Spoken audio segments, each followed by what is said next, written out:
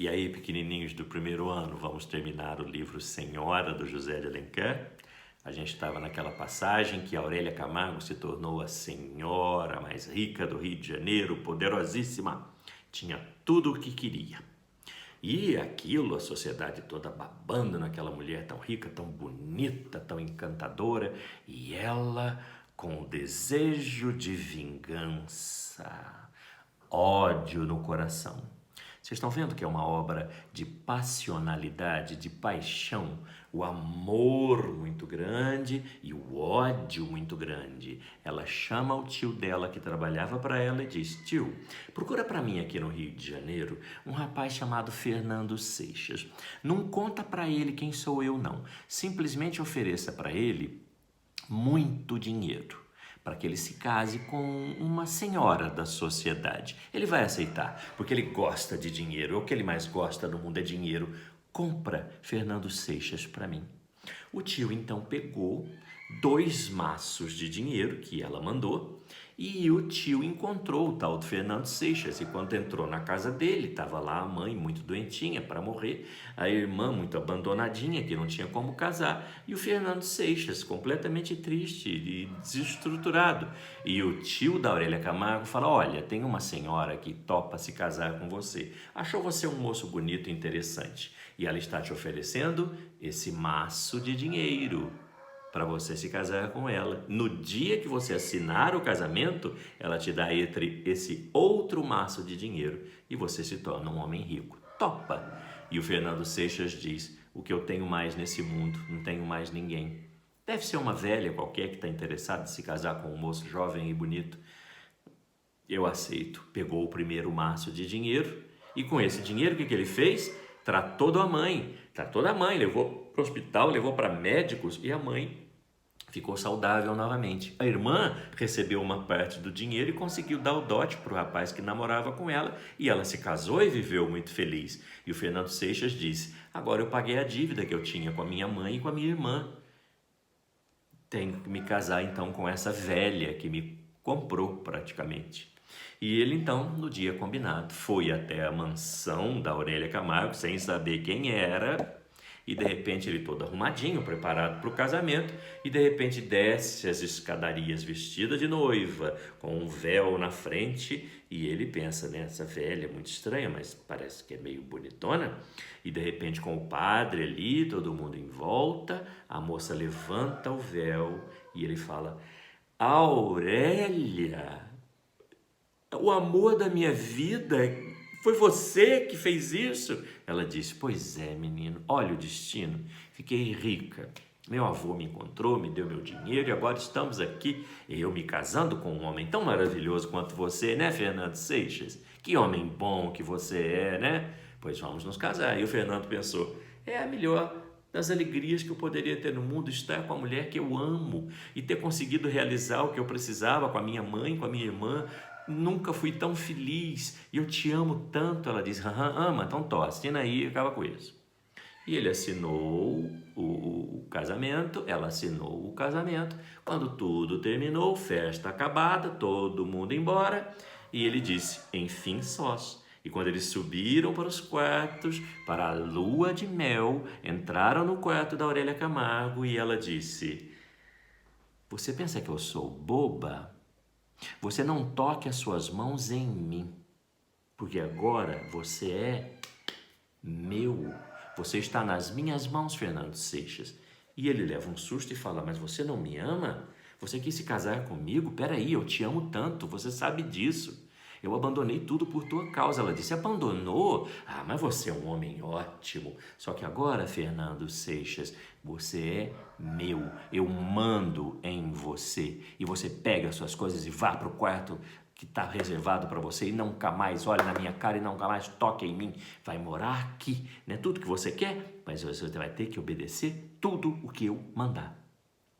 O Fernando Seixas ficou apavorado e disse: como que ela pode ter feito isso? Que ódio é esse? Vai para o quarto dele e chora e sofre e fala: meu Deus, o que foi que eu fiz? Por que ela tem esse ódio de mim? A gente podia resolver tudo isso e acabar com essa história. Eu a amo verdadeiramente. Mas no quarto da Aurélia Camargo, ela disse: Por que que eu fui fazer isso? Meu Deus, é o homem que eu amo mais que tudo nesse mundo. Por que que eu fiz uma feiura dessas? Não, mas ele me sacaneou muito, eu vou acabar com a vida dele. Nossa, não, como é que eu posso ter feito isso? E sofreu, mas de uma tal maneira, as dúvidas da cabeça que queria ódio e o coração que queria amar aquele homem. E ela achou que ela ia morrer naquele dia de tanta tristeza. Ela então pega um papel, pega uma caneta e escreve o testamento dela. Amarra, fecha, guarda numa gaveta o testamento e fala: vou continuar fazendo o que eu preciso fazer. E chorou muito a noite toda. No dia seguinte, café da manhã, Fernando Seixas à mesa, ela desce toda linda, toda bonita e diz: coma, beba, divirta-se, não queria ser rico? Agora você tem tudo que você quer, você é um homem rico, pois aproveite da sua riqueza. E humilhava ele na frente de todo mundo, fazia altas festas, toda a sociedade carioca ia para a festa e ela humilhava, ela falava: aquele ali é o Fernando Seixas, um interesseiro que tem na minha vida, e todos riam dele, debochavam dele, acabavam com ele, e ele quieto no canto dele, sofrendo, porque ele a amava mais do que tudo. E todas as noites ele ia para o quarto dele e ela para o quarto dela, e ele pensava: eu não posso ficar desse jeito, eu tenho que dizer para ela que eu a amo, eu tenho que convencê-la, eu estou sofrendo muito. E ela no quarto dela pensava: ah, meu Deus, o que eu estou fazendo? Eu amo tanto, por que eu estou fazendo isso? Mas ele me paga. Não, ele me fez sofrer muito, ele me paga. E foram meses de sofrimento, e ela acabando com ele, humilhando, ofendendo, e não havia nenhum diálogo que pudesse acalmar o coração daqueles dois. O tempo passou e o Fernando um belo dia teve uma ideia e disse: Aurélia, eu queria te fazer um pedido. Ela fala: pode fazer, o que você quer? Quer mais dinheiro? Ele disse: não, dinheiro você já me deu o suficiente. Eu queria poder trabalhar. Trabalhar?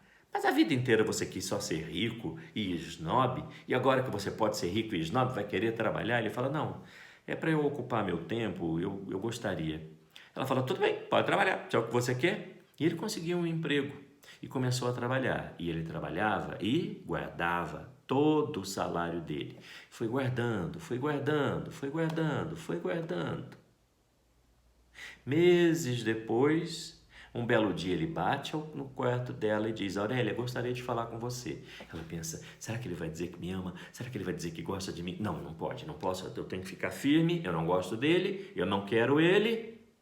E ele entra no quarto dela, naquele mesmo da noite de núpcias, e fala para ela: eu vim aqui te dizer uma coisa muito importante. Ela disparou o coração e disse: fala, Fernando, o que é? E ele diz: eu consegui o dinheiro que eu devo para você. Tá vendo esse maço de notas aqui que você me deu no dia do nosso casamento? Eu não gastei um centavo, eu investi, ele rendeu juros e eu estou te devolvendo inteirinho. Aquele dinheiro que você me deu, eu fiz o quê? Curei a minha mãe que estava doente e ajudei a minha irmã a se casar porque ela não tinha dote. Mas eu gastei o dinheiro, mas trabalhei e consegui economizar para devolver para você exatamente o que você me deu e mais juros. Aqui está, ó. Estou comprando a minha carta de alforria, a minha liberdade, a minha independência. Porque se você é esse monstro que você é, eu nunca mais quero olhar na sua cara. Toma o seu dinheiro. Ela pegou o dinheiro e disse: muito obrigado, pois era tudo que você queria na vida, não era? Não quer mais? Ah, que pecado, me dá meu dinheiro aqui. Pegou o dinheiro, guardou na gaveta e ele disse: eu estou indo embora, nunca mais eu quero ver você, porque você é uma mulher de puro ódio, uma senhora de puro ódio. E quando ele está saindo do quarto, ela pensa melhor e grita: Fernando, não, espera! Gente, novelão, né? Novelaço daqueles dramáticos, né? Parece novela da Rede Globo, aquelas coisas dramáticas. Eles copiam muito esse romance Senhora do José de Alencar. E de repente, quando ela grita: Fernando, não, espera! Ele disse: não tenho mais nada para falar com você. E ela foi até ele correndo, abaixou-se, segurou nas pernas dele e disse: não vá embora. Eu te amo mais do que tudo nessa vida. Ele fala: como que você pode me amar? Você acabou comigo, você me humilhou. Você me ofendeu, você me destruiu. Ela disse: tudo por ódio, inútil, porque eu sempre te amei de verdade. Você não pode ir embora, eu te amo, fica comigo. E ele disse: não, Você me ofendeu muito, você acabou comigo, você nunca perguntou por que eu sempre precisei de você e agora você faz esse vexame comigo, não quero mais saber de você, Aurélia. E ela dizia, você não pode me abandonar, eu te amo, eu juro que eu te amo, eu tenho como provar que eu te amo. E ele disse, você nunca amou ninguém, você sempre quis vingança, não mais que isso. E ela disse, você que pensa, correu até a gaveta, abriu e tirou o testamento dela e disse, no dia que nós nos casamos e a gente veio para esse quarto para ter a nossa noite de núpcias que nós nunca tivemos, eu escrevi esse testamento, quero que você leia. Ele abriu o testamento e lá estava escrito, esse é o dia mais triste da minha vida, que eu vou ter que ofender e humilhar a pessoa que eu mais amo e que eu sempre amarei em toda a minha existência. E se por acaso eu morrer, que eu sinto que vou morrer de tanto sofrimento, eu queria que tudo que eu tenho ficasse para Fernando Seixas e a data do casamento. E o Fernando disse, você realmente me ama? E ela disse, mais do que tudo, mais do que as estrelas, mais do que pode haver no mundo. E ele diz para ela, nós também, nós também. E os dois se abraçam e se beijam. Fim. Meninos, sempre fica aquela expectativa, né? Mas e aí, deu certo, não deu certo? É óbvio que deu certo, né? Que os dois vão se entender, etc. Mas o livro para aí, deixando quase que um suspense do que seria o futuro maravilhoso daqueles dois. Vocês estão entendendo a passionalidade que seu tio falou, né? A paixão leva ao grande amor e leva ao grande ódio também. Essa coisa de vingança e tal. Muito típico do romantismo, aquela coisa meio de viagem, o Fernando era perfeito, a Aurélia era perfeita, ele era lindo, ela era linda, o amor quando é amor mesmo, o ódio quando é ódio mesmo. Então há um exagero absoluto com uma total liberdade de criação. É uma obra deliciosa, vocês deveriam ler, é gostoso, muito divertido. Amores de Minha Vida, só para terminar, o seu tio gostaria de ler na página 74 da apostila 4 de vocês, um trecho que mostra os adjetivos que são usados para explicar quem é Aurélia Camargo, né? A beleza daquela mulher, etc. Bem para diferenciar o que é o romance indianista, que foi o Iracema, do romance urbano, que é o Senhora. E a gente vai ver os mesmos usos de adjetivos e exageros e etc. do romantismo, só que um pouco mais voltado para as questões urbanas, as questões da cidade, as questões do Rio de Janeiro, no caso. É o exercício 2 e o exercício 3. Vamos dar uma lidinha com seu tio, um trecho do que é Senhora. Há anos raiou no céu fluminense uma nova estrela. Desde o momento de sua ascensão, ninguém lhe disputou o cetro. Foi proclamada a rainha dos salões. Tornou-se a deusa dos bailes, a musa dos poetas e o ídolo dos noivos em disponibilidade. Era rica e famosa. Duas opulências que se realçam como a flor em um vaso de alabastro. Dois esplendores que se refletem como o raio do sol no prisma do diamante. Quem não recorda da Aurélia Camargo, que atravessou o firmamento da corte como brilhante meteoro e apagou-se de repente no meio do deslumbramento que produzira o seu fulgor? Estão vendo? Estão falando dela, era um meteoro, quer dizer, ela rapidamente se tornou uma estrela e depois se apagou. E evidentemente que a gente sabe que se apagou porque ela ficou quietinha, amando seu marido na casa dela.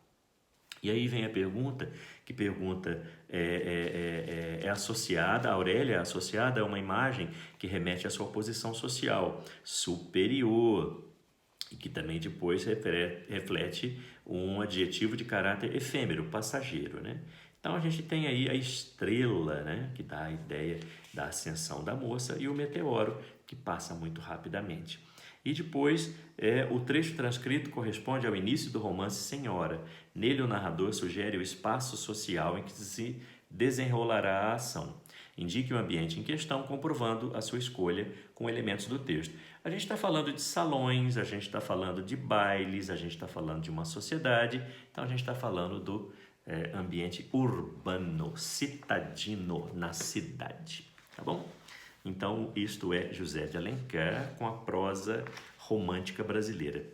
Na próxima aula, a nossa última aula, a última matéria que a gente tem que ver. Tá certo? Um grande beijo, até daqui a pouco.